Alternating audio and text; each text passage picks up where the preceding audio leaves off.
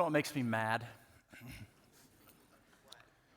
I don't want to start like that. You know what? I don't want to start with a negative. You know what doesn't make me mad? The Bengals finally. I've been mad for 31 years. I'm not mad anymore. I'm good for the next 31 years.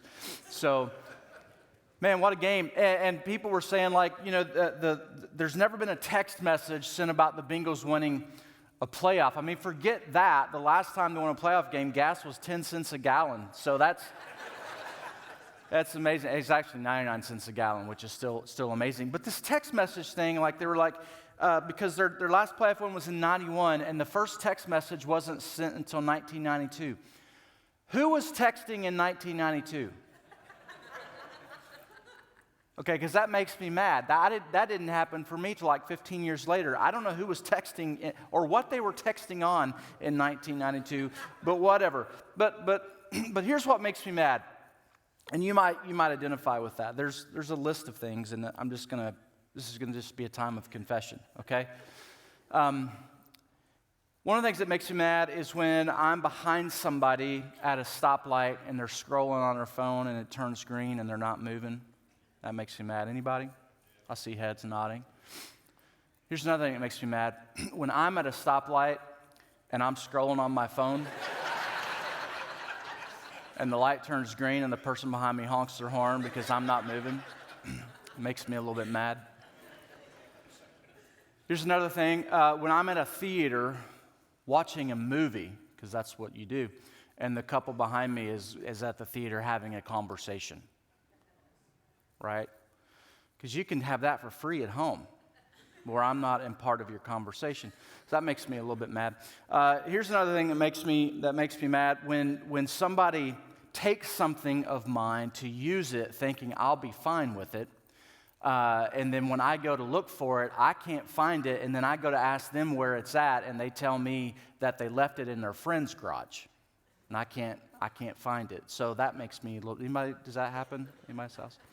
Another thing that makes me mad is like when people don't clean up their stuff, like they don't clean up their garbage, or they don't put their dishes away, or they leave their shoes in front of the door so that I trip over them when I walk in. I got issues. There are just some things that make me mad. So I want to ask you this question.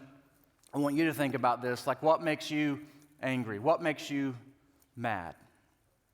What frustrates you? What causes your blood to start to boil? What starts to rise the temperature in you? Maybe it's the way that somebody drives. Maybe it's the way that somebody behaves. Maybe it's the way that somebody crunches their food, like loud crunching. There's a condition for that called misophonia, which I think I have because loud crunching is like chalkboards to me. I start praying for Jesus to come back right then. I'm telling you, I got issues. So, but maybe you're not bothered by any of those. Maybe it's something completely different. Maybe government policies make you mad, like healthcare or gun control or immigration. Maybe just politics in general make you angry. Probably not, but maybe.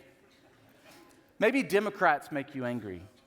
Maybe Republicans make you angry. Maybe you're getting angry right now because I'm talking about it.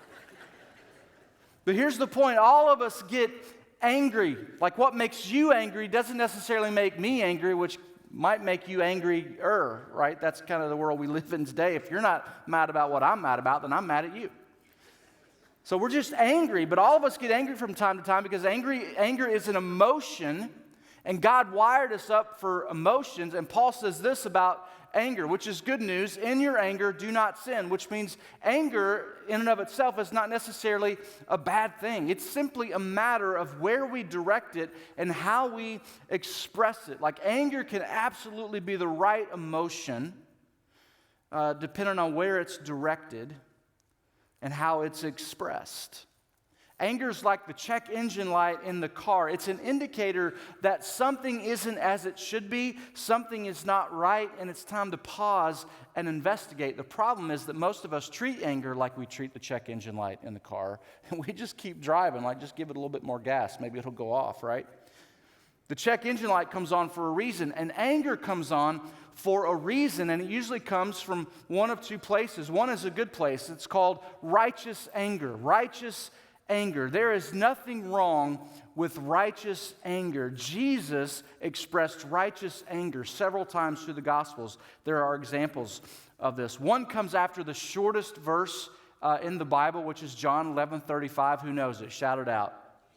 Man, you are Bible scholars, right? So Jesus wept. If you're looking to memorize a verse this year, start with that one. Like, that's low-hanging fruit right there.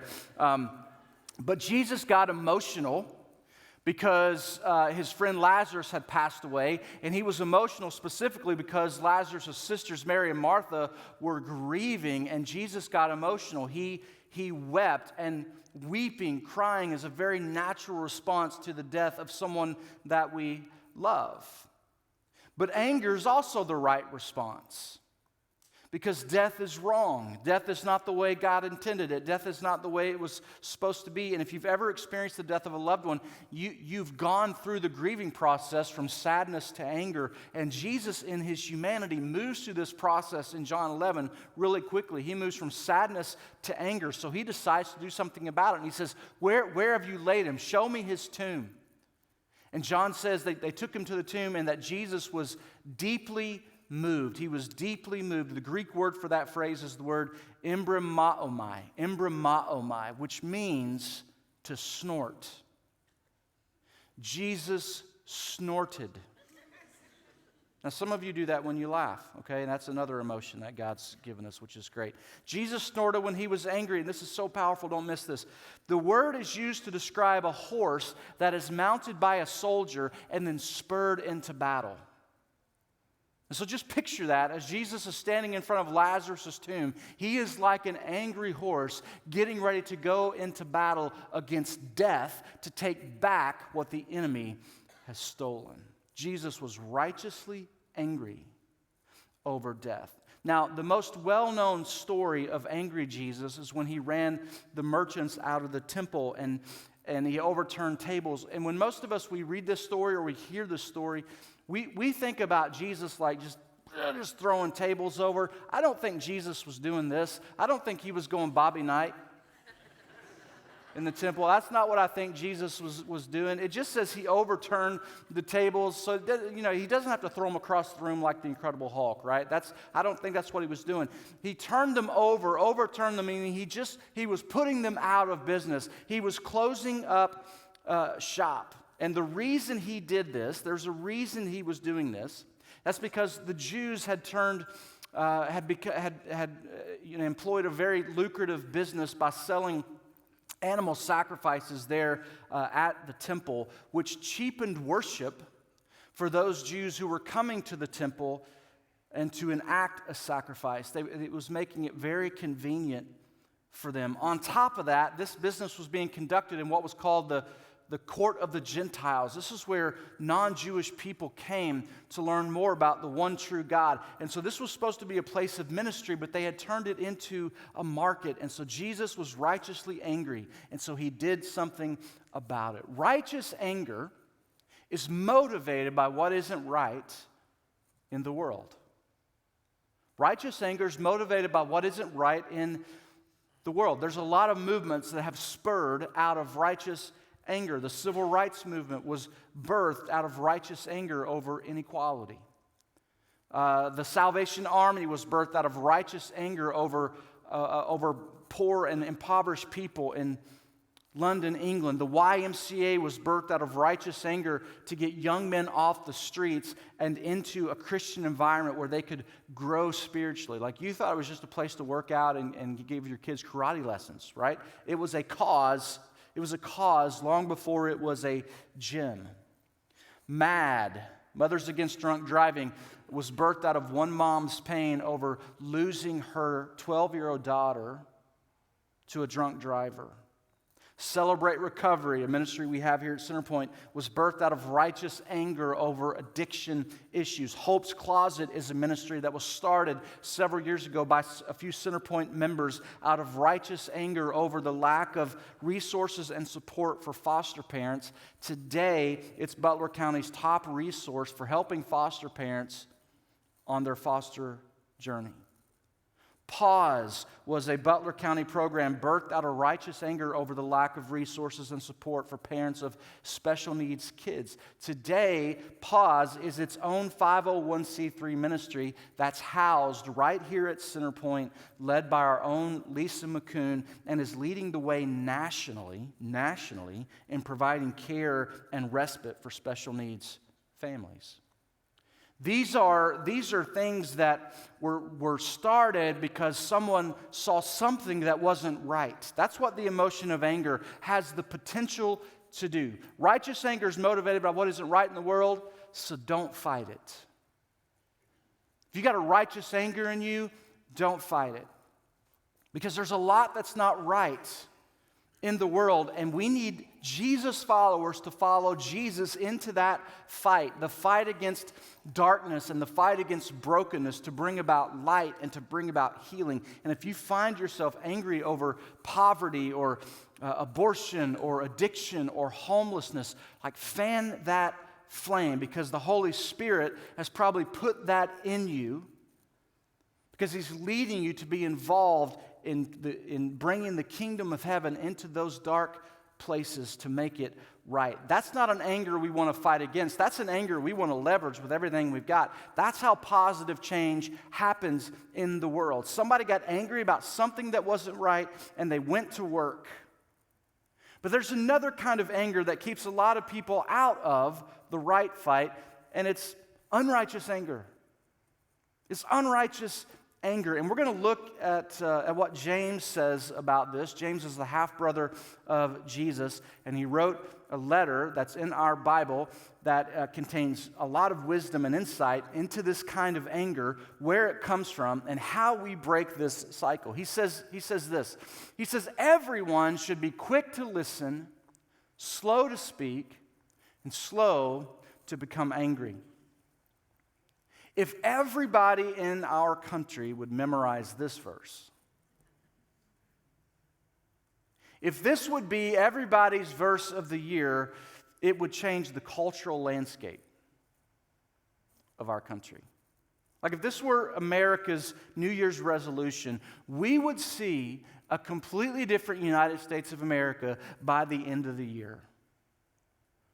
Like the vitriol that we've seen for the last several years is largely due to the fact that everybody has been slow to listen, quick to speak, and quick to become angry.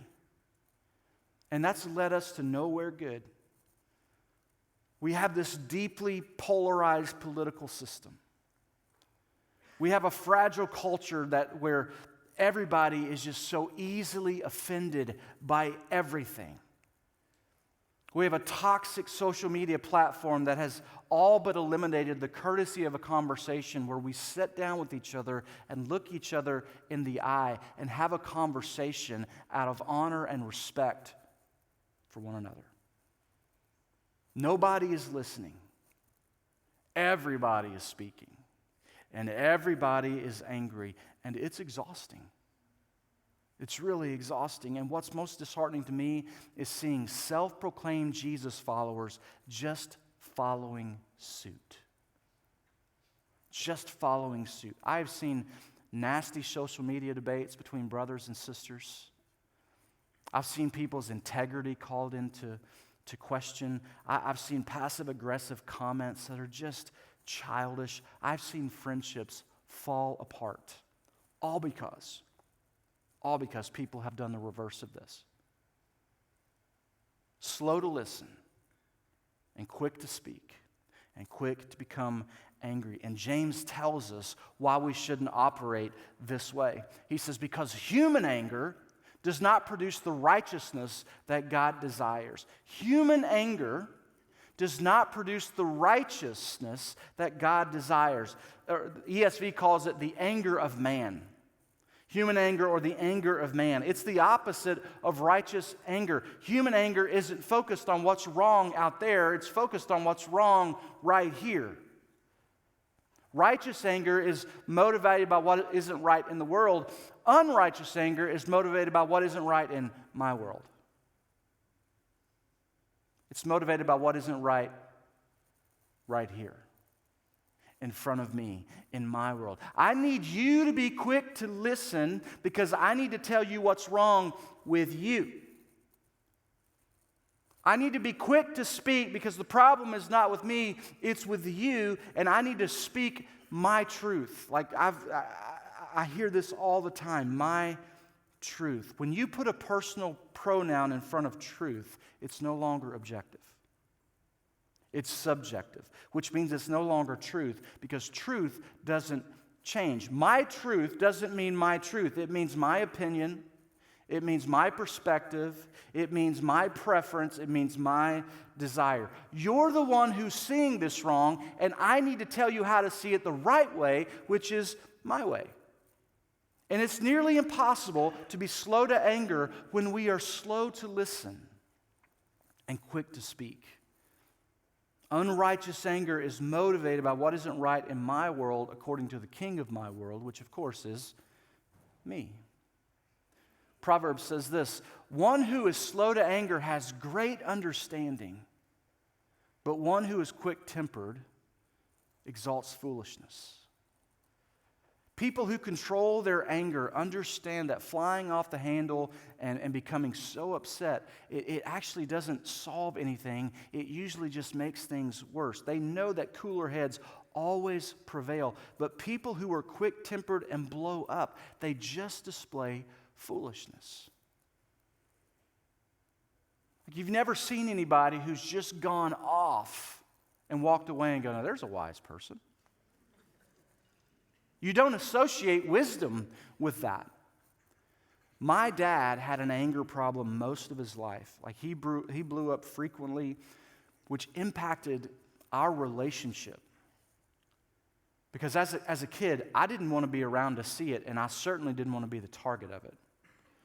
So I stayed distant, and I stayed quiet. When I was 14 or 15 years old, we got a brand new restaurant in our town called Arby's. Okay, it was a big deal. Like there was only a McDonald's. Now there was an Arby's. Like we had choices. And I remember my dad taking me to Arby's for the first time, and they messed up our order, and he's trying to make it right. And then the temperature is rising, and he just went off. And I was so embarrassed. Like I felt foolish just being with him. Now he softened up quite a bit as he got older, especially after my sister died. Like there was a whole new person there. And really especially after he gave his life to Jesus. But I think he realized what anger had cost him relationally. But anger was just a symptom of something that was going on in his heart. There were unresolved issues deep down. Ecclesiastes 7:9 says that anger lodges in the heart of fools. Anger lodges in the heart of fools. Anger is an emotion that serves as an indicator, as I said before, that something's not right, something's not as it should be, and unrighteous anger is an indicator that something is not right in us. There is something lodged in our heart. And a few chapters later, James is going to tell us what it is. The book of James is a short book chock full of wisdom on how to live well in a broken world. And in chapter 3, he likely had this verse from Proverbs in mind because he says it almost word for word, but he says it as a question. He says, "Who is wise and understanding among you? Who is wise and understanding among you? Let them show it by their good life, by deeds done in humility that comes from wisdom." The opposite of wisdom is foolishness. Wisdom is learning how to operate in a broken world. Foolishness is just reacting to a broken world, thinking we deserve something different. And James says wise people just respond to a broken world by living a life of good deeds and humbly serving other people. They realize they can't control everything and that they aren't owed anything. Wise people realize they can't control everything and that they aren't really owed anything. They don't operate from a posture of entitlement. Now, last week I said that worry and worship can't coexist. Worship is how we break the cycle of worry. Well, humility is what breaks the cycle of anger.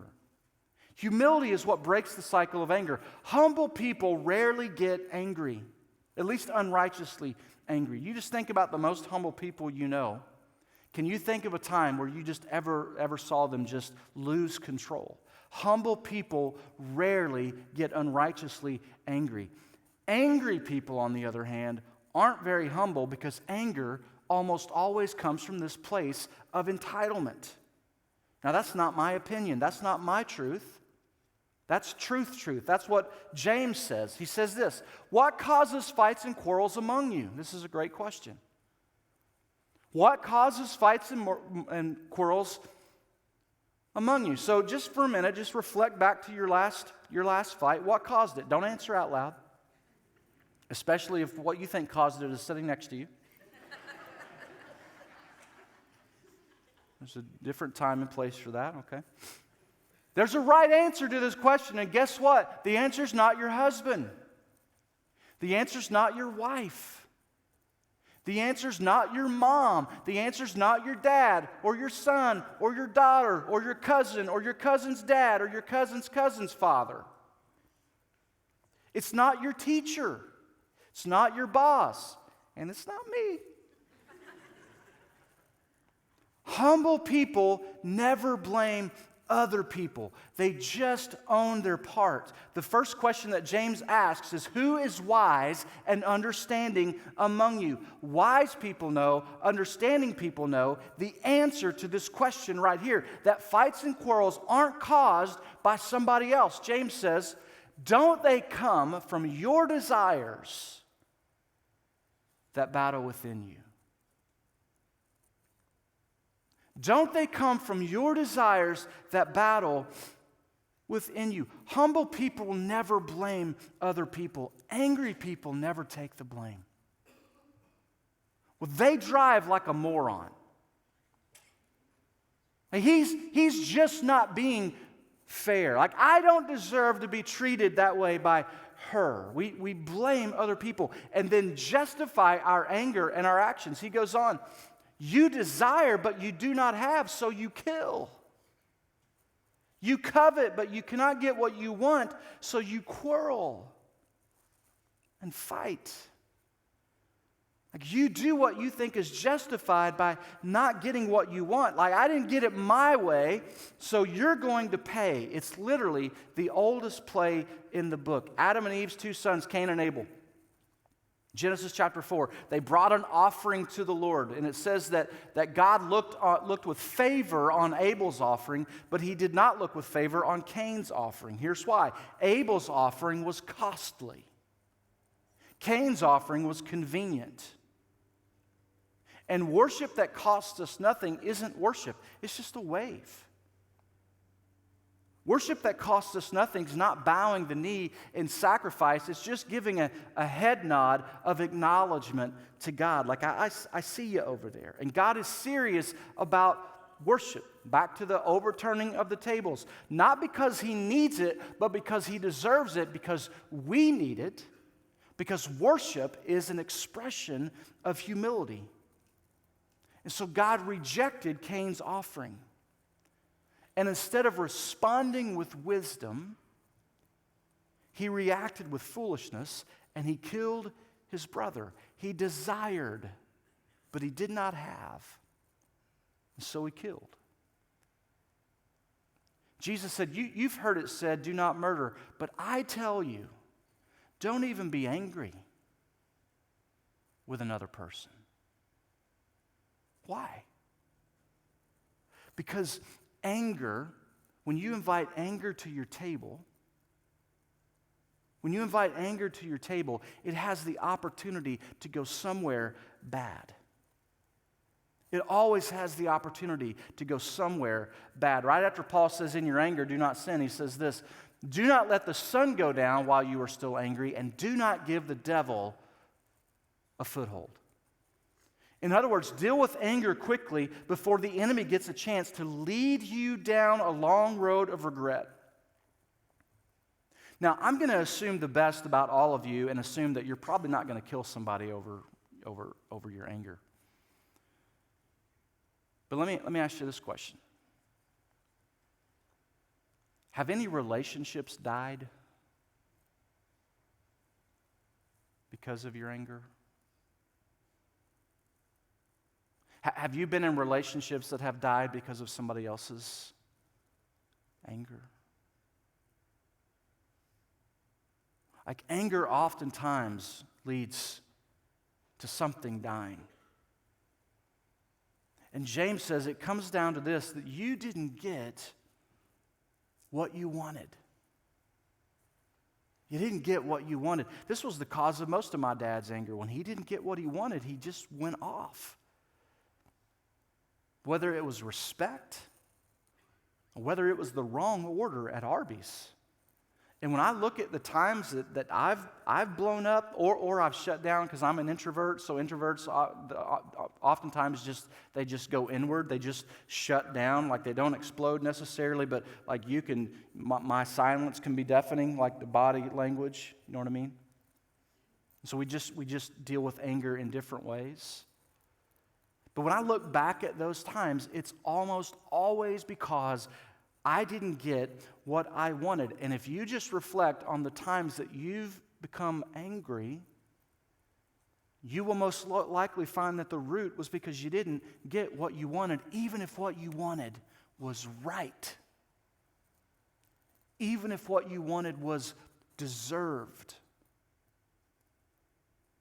But he's driving like a moron. I know. I saw him. You wanted him to drive like a normal person. Yeah. So you didn't get what you wanted. But they weren't fair with me.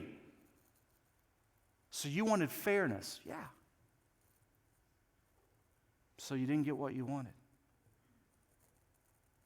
But my company, they can't make me get the vaccine. That violates my rights. Settle down. So you want your company to honor your rights and freedoms, yeah. So you're not getting what you want. But I am sick and tired.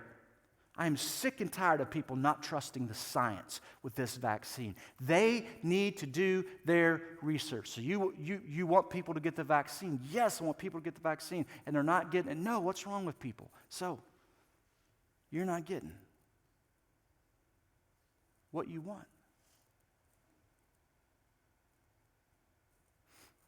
Angry people cast blame, but humble people just accept their part.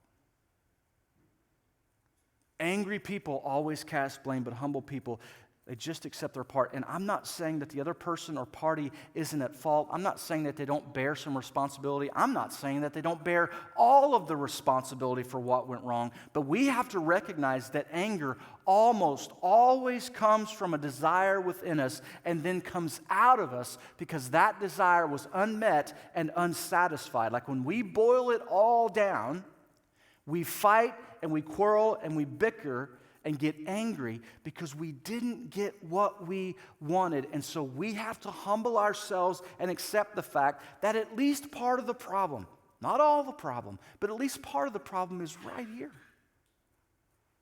It's right here. Because humble people own their parts. And maybe what you wanted was absolutely the right thing. And maybe what you wanted, you absolutely 100% deserved. But hear me on this. Wise people know. Understanding people know. Humble people know that we don't always get what we want. And we don't always get what we deserve because at play in this broken world are people who don't play by the rules. There are people who don't do what's just. There are people who don't always do what's fair. There are people who don't always do what's right. And you should get angry about that, not because you didn't get what you wanted, but because that's what breaks God's heart. That's what breaks God's heart. Like, treating people unfairly and unjustly is unloving. So get righteously angry about that. Get righteously angry about the state of our world. Get righteously angry about the state of people's hearts. And let that righteous anger move you to action to help people find and follow Jesus, who redeems our righteousness and redirects our anger towards the mission of making disciples, so that we can end the quarreling and the fighting and the killing and the destroying and begin to live at peace with one another. Because anger that's not transformed gets transferred. Anger that's not transformed gets transferred. If it's not transformed by Jesus, it will get transferred to others. Some of you have transferred your anger to other people. Some of you have had other people's anger transferred to you. It's a cycle that can break relationships. And for some of you, it already has. Like, you haven't talked to your mom in years. You haven't talked to your dad in years. You haven't talked to your brother or your son or your sister or your cousin in years. And it might have been mostly their fault. But part of it was because you didn't get what you wanted. And the relationship is broken. A lot of relationships have been destroyed because of anger, but that doesn't have to continue to be the case. You don't have to live in that cycle anymore. Jesus can break that cycle when you surrender your life to Him. All it takes is one brave step of humility. That's it. As we close, I just want to end with something that Paul says in Philippians, that I think this is a relational game changer. He says, in your relationships with one another, have the same mindset as Christ Jesus. Not a similar mindset, but the same mindset. Who, and this is the mindset, who being in very nature God, did not consider equality with God something to be used to his own advantage. To his own advantage. If anybody had the privilege, the right to play the I deserve it card, it was Jesus. It was Jesus. He was God in the flesh. That's what Paul is saying. Jesus, who being in the very nature God, the same as God. Jesus did not get what he wanted. How many of you know that? Jesus did not get what he wanted. Jesus did not get what he deserved. Jesus got the opposite of what he deserved, so that you and I could get the opposite of what we deserve. So Paul says, rather, he made himself nothing by taking the very nature of a servant. He humbled himself by becoming obedient to death, even death on a cross. Jesus did not pine for what he deserved. He didn't get angry over what he didn't get that he should have gotten. He just humbled himself, and he accepted the blame for something that he had no part in at all. And here's why. Because God had a righteous anger against sin that drove him to do something about it. And that something was to send his son, who would die on a cross so that we could have life. Righteous anger doesn't look to cast blame. It just seeks to make the world right, whatever it takes. I mean, that was the way of Jesus. That is the way of Jesus. That should be the way of everybody who claims to follow Jesus. And when that becomes your way, when that becomes my way, we lose the anger and we find wisdom. We lose the anger and we find understanding. We lose the anger and we find humility. And when we find those things, what we ultimately find is that life is so much better, so much richer, so much more meaningful. For those who have made that decision to follow Jesus, we're going to spend some time taking communion. If you're a Jesus follower today, you didn't get communion, you can raise your hand, and one of our ushers will make sure that you get a packet. But this is an opportunity for us just to sit at the feet of the cross and remember the humility of Jesus. That he gave up what he deserved. He gave up what he deserved to give us what we didn't deserve. And that is grace. Let me pray for you. Father, thank you for this reminder, this memorial that we do every week, this reminder of your posture, of your attitude, of your mindset. That you gave yourself that we might find life in you. We pray in Jesus' name. Amen.